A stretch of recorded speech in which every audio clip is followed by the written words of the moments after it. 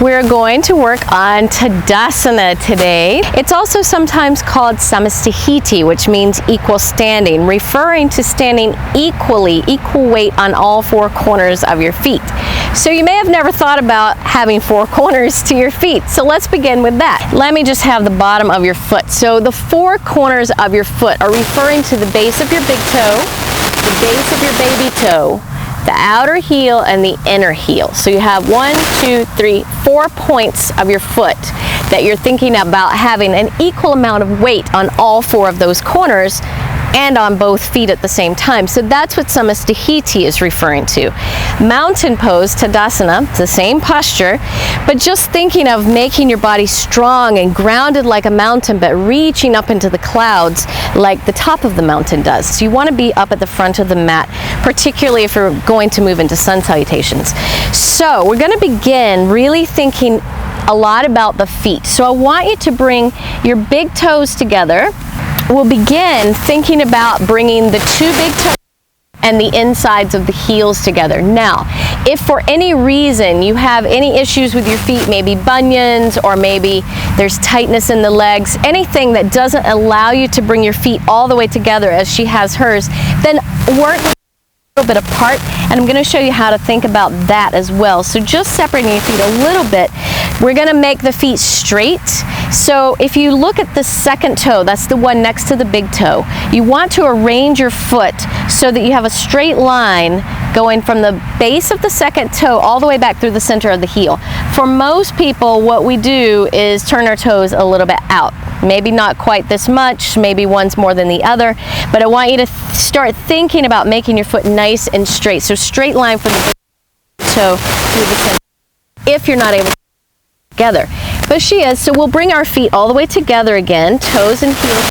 And then I want you to think about your ankle bones, the inside ankle bones. So she has a nice little space here. Can you let that collapse? Many of us don't have that space. The inner ankle bones are dropped down. So go the other way for me. Yeah, and we feel our inner ankle bones knocking into each other, which is a little bit uncomfortable, but we're sort of used to it, so we don't really pay it any attention most of the time. But I want you to lift that up. So we're lifting the inner arch up and using these lower leg muscles properly. Good. Now, the next thing I want you to do is lift up all of your toes if you can.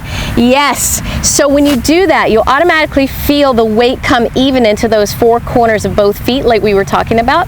And so that's a good way to check where your weight is. And if you like at home practicing, you can close your eyes for a moment and just have a feeling, a good sense of where your weight is and how it feels when it's in the four corners of both of your feet. Now, the next thing I want you to do is drop the two big toes down, keep the 8 little toes up, and then lift the big toes up and drop the 8 little toes down. Now we have the feet all nice and balanced, the weight even on the four corners of the feet, the toes spread, the inner ankle bones lifting up. Yes, good. Now we want to start to move up the legs, and we're going to think about the kneecaps and the quadriceps in the front of the thigh. So let your knees just relax for a moment, Patricia. Yes, and what we want to do is lift up on the kneecap so the kneecap is not floppy.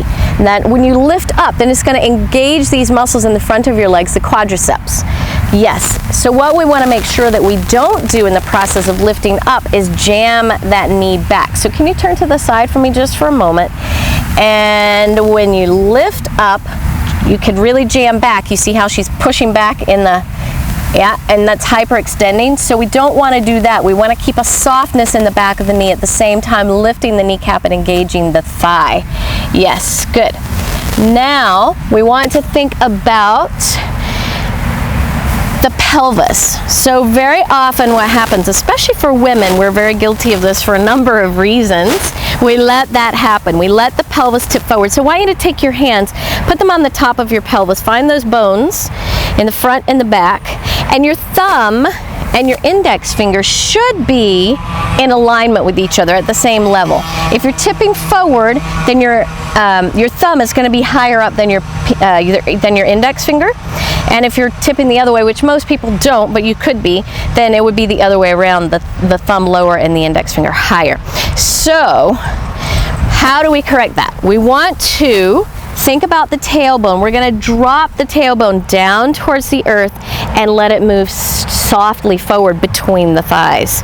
Good, and now you have a nice elongation in your lower back, and you want to keep the buttocks soft. Now the hands are going to just relax down by your sides. Beautiful.